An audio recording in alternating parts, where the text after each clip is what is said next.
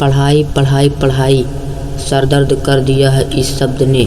Mummy papa कहते हैं पढ़ ले, भाई बहन कहते हैं पढ़ ले, और तो और पड़ोस वाले अंकल आंटी बताते हैं कि हमारे लड़के के इतने परसेंट आए हैं, आपके लड़के का क्या हुआ। बहुत बुरा लगता है। अंकल आंटी आग में घी डालने का कार्य करते हैं। कैसे बताऊं इन सबको कि परसेंट तो दूर की बात है, पास हो जाऊं इतना ही काफ़ी है। इन्हें क्या पता मैं कितना परेशान रहता हूं पढ़ने के लिए, परंतु पढ़ाई में मन ही नहीं लगता है।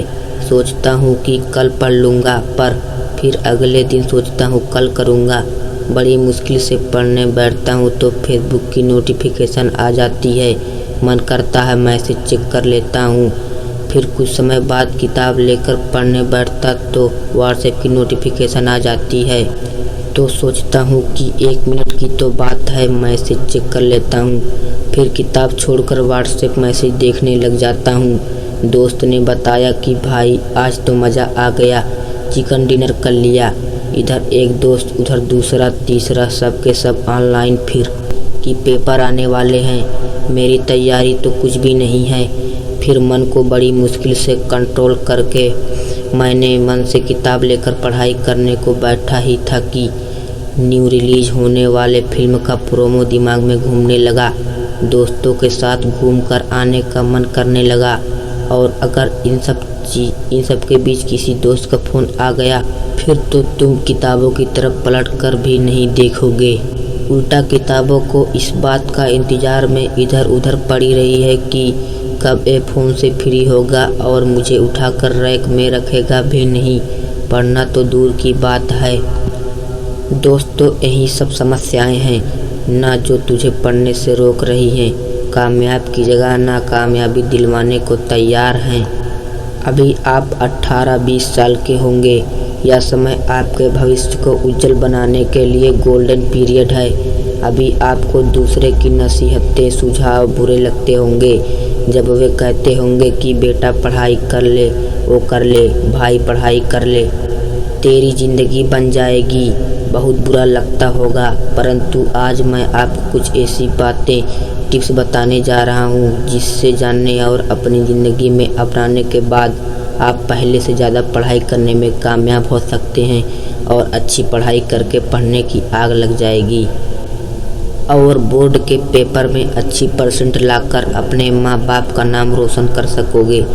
इस बात को अच्छी तरह याद रखना कि 10 और 12 के एग्ज़ाम में अच्छी मेहनत करके किसी प्रतिष्ठित जगह में 4-5 साल में प्रोफेशनल कोर्स, चाहे मेडिकल इंजीनियरिंग या LLB या कुछ कोर्स करने में कामयाब हो गए तो और 4-5 साल बढ़िया तरह से पढ़ाई करके निकाल दिए तो ज़िंदगी के आने वाले 40-50 सालों तक मस्त तरीके से ज़िंदगी काटोगे। और यदि 10-12 साल के बाद 4-5 साल मस्ती में निकाल दिए तो आने वाले 40-50 सालों तक ज़िंदगी घुट घुट कर जियोगे और हर एक चीज़ में अपने बच्चों को अच्छी शिक्षा दिलवाने में समझौता करोगे। पत्नी द्वारा मांगी गई जो को दिलवा नहीं पाओगे और हीन भावना महसूस करोगे। जब आप अपने पत्नी बच्चों को लेकर अपने घर जाया करोगे या किसी रिश्तेदार के यहाँ जाओगे और वहाँ दूसरे आपकी भाभी, बहन या कोई अन्य महिला कीमती साड़ी पहने दिखेगी और आपकी पत्नी लाचारी भरी निगाहों से आपकी ओर देखेगी, तब आपको अपनी पत्नी के सामने शर्मिंदगी होगी। जब आपके बच्चे दूसरों बच्चों के सामने लो क्वालिटी के कपड़े पहनकर जाएंगे, तब आपको एहसास होगा कि मुझे पढ़ाई बहुत अच्छी तरह करनी चाहिए थी। माँ बाप की दवाई सुविधाओं के लिए पैसे की व्यवस्था नहीं कर पाओगे। भाई बहन के सामने हमेशा पैसों का रोना रोते रहोगे। ज़िंदगी में पैसों को लेकर बहुत ज़्यादा समझौता करोगे। घटिया स्तर की ज़िंदगी जीनी पड़ेगी। आज की इस वीडियो से तुम्हारे बीच का ही तुम्हारा साथी सीख लेकर अपनी ज़िंदगी को कामयाब बनाने की दिशा में कार्य करना शुरू कर देगा।